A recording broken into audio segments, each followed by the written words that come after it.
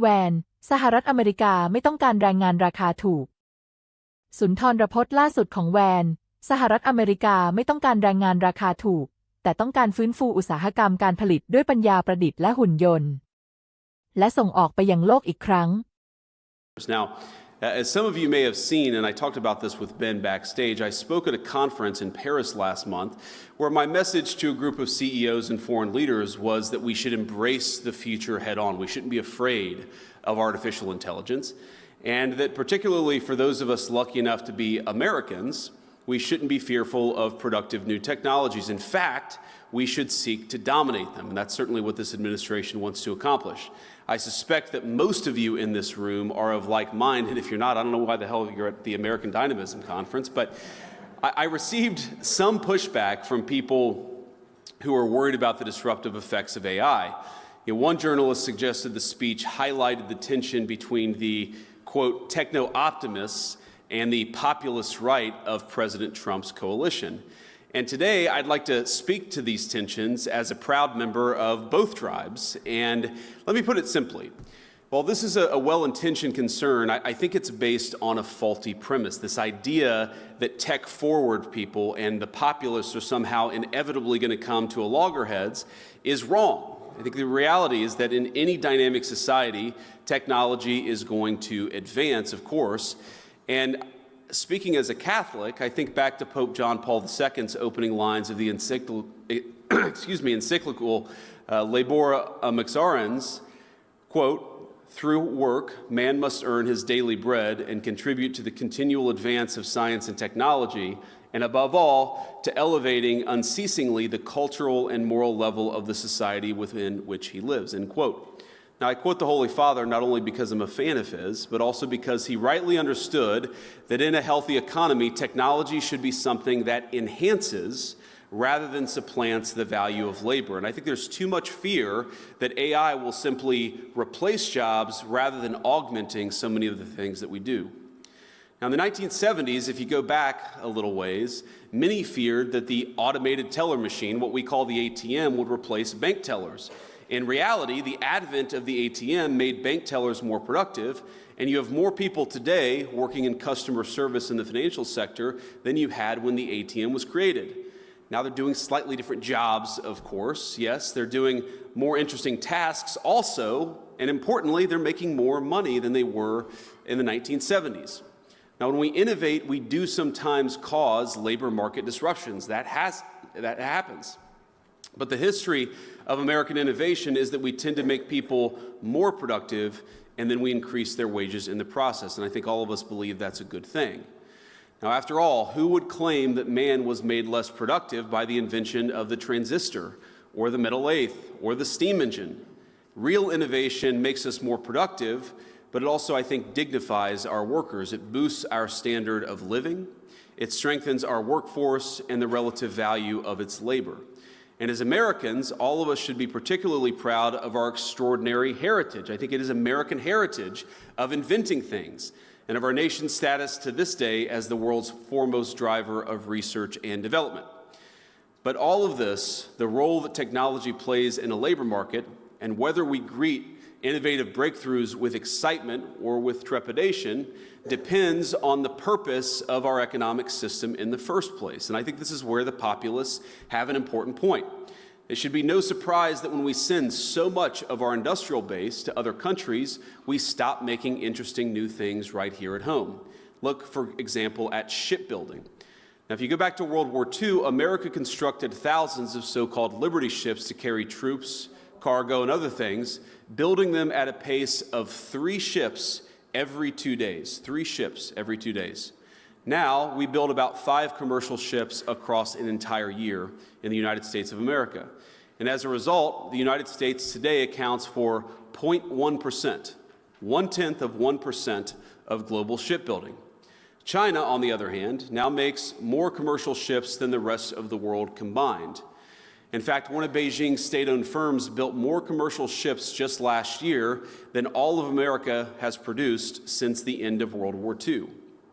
So, while we remain the leader in technology and innovation, I think there are troubling signs on the horizon. And I raise all this to ask, does this sound like a regime, I'm speaking of China, that will pass up on the opportunity to use AI or any other technology to advance their own interests and further undermine the interests of their rivals? I think the answer is obvious, and that's why America, we've got to be tech forward. Yes, there are concerns, yes, there are risks, but we have to be leaning into the AI future with optimism and hope, because I think real technological innovation is going to make our country stronger. So deindustrialization poses risks both to our national security and our workforce. It's important because it affects both. And the net result is dispossession for many in this country of any part of the productive process. And when our factories disappear and the jobs in those factories go overseas, American workers are faced not only with financial insecurity, they're also faced with a profound loss of personal and communal identity. And so to come full circle on this tension, alleged tension between the populace and the techno-optimists, I can understand a reaction of skepticism when we talk about the revolutionary potential of new invention and artificial intelligence and all the other incredible technologies that you guys are working. But I think that that tension is a little overstated. And so I'm going to come back to what's sort of dividing some of the tech optimists and the populists on our side. I think the populists, when they look at the future, and when they compare it to what's happened in the past, I think a lot of them see alienation of workers from their jobs, from their communities, from their sense of solidarity. You see the alienation of people from their sense of purpose. And importantly, they see a leadership class that believes welfare can replace a job and an application on a phone can replace a sense of purpose. Now, I remember a Silicon Valley dinner in particular back when I was in my tech days, where my wife and I were sitting around talking to some of the leaders of the important technology firms of the United States, and this was probably in 2016 or 2017. And I was talking about my real worry that we were heading in a direction where America could no longer support middle-class families working on middle-class wages. And importantly, that even if you had enough economic dynamism to provide the wealth to ensure those people could, afford to buy a house and afford their food and so forth, that even if you replaced the financial element of their jobs, you would destroy something that was dignified and purposeful about work itself. And I remember one of the tech CEOs who was there, that CEO, you would know his name if I mentioned it. He was the CEO of a multi-billion-dollar company. He said, well, I'm actually not worried about the loss of purpose when people lose their jobs. And I said, okay, well, what do you think is going to replace that sense of purpose? And he said, digital, fully immersive gaming. And then my wife texted me underneath the table and said, we have to get the hell out of here. These people are effing crazy. Now, I don't think that, of course, that CEO's views are representative of most people in this room, but when I think about a lot of the workers, based on what they've seen in the past, are very worried about the future because, frankly, their leadership has failed to serve them.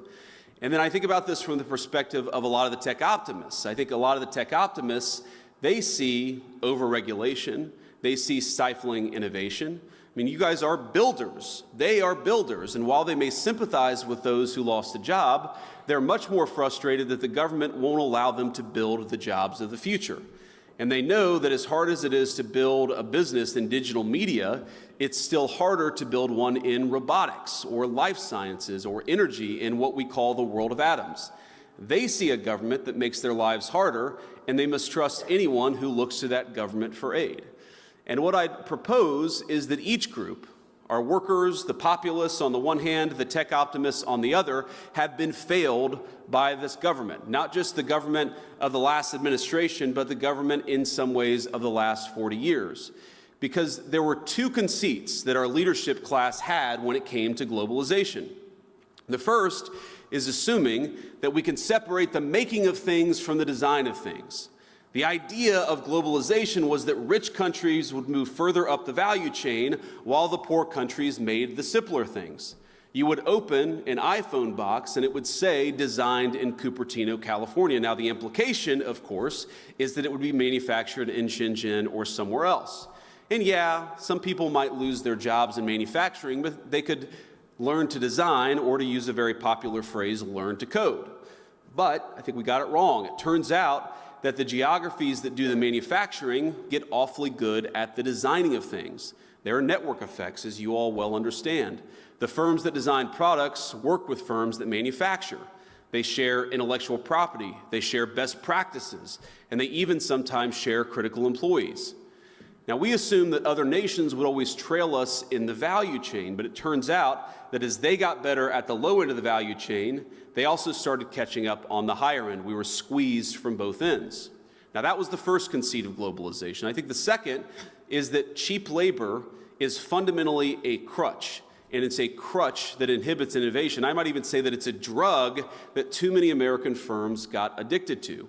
Now, if you can make a product more cheaply, it's far too easy to do that rather than to innovate. And whether we were offshoring factories to cheap labor economies or importing cheap labor through our immigration system, cheap labor became the drug of Western economies. And I'd say that if you look in nearly every country from Canada to the UK that imported large amounts of cheap labor, you've seen productivity stagnate. I don't think that's not a total happenstance. I think that the connection is very direct. Now, one of the debates you hear on the minimum wage, for instance, is that increases in the minimum wage force firms to automate. So a higher wage at McDonald's means more kiosks. And whatever your views on the wisdom of the minimum wage, I'm not going to comment on that here. Companies innovating in the absence of cheap labor is a good thing. I think most of you are not worried about getting cheaper and cheaper labor. You're worried about innovating, about building new things, about the old formulation of technology is doing more with less. You guys are all trying to do more with less every single day. And so I'd ask my friends, both on the tech optimist side and on the populist side, not to see the failure of the logic of globalization as a failure of innovation. Indeed, I'd say that globalization's hunger for cheap labor is a problem precisely because it's been bad for innovation. Both our working people, our populists, and our innovators gathered here today have the same enemy. And the solution, I believe, is American innovation. Because in the long run, it's technology that increases the value of labor.